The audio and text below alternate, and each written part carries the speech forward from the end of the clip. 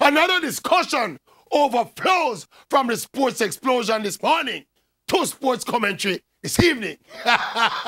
Not just what is needed, but what is practically achievable in making the local Premier League significantly better, more professional, and more viable.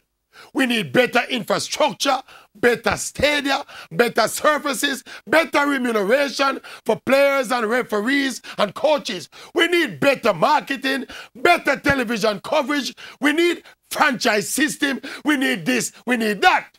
Any smart 5 or 6 year old can tell us what we need.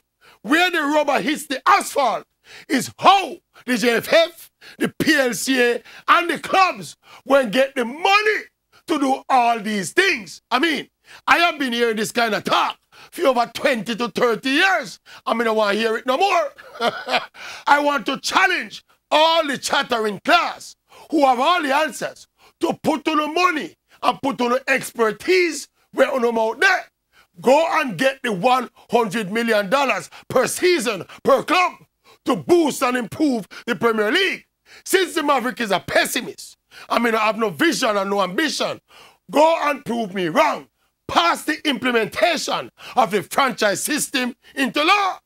Go and twist the private sector's arms to force them to hand over the hundreds of millions of dollars needed to rescue the Premier League. Go and compel the government to divert the money set aside to fix the pothole them in the road and to buy drugs for the hospitals to treat the sick people. Tell them to put the money in a football.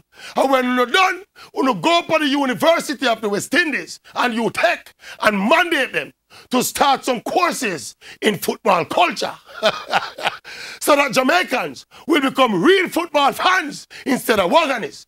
And when you're done all of that, you wake me up.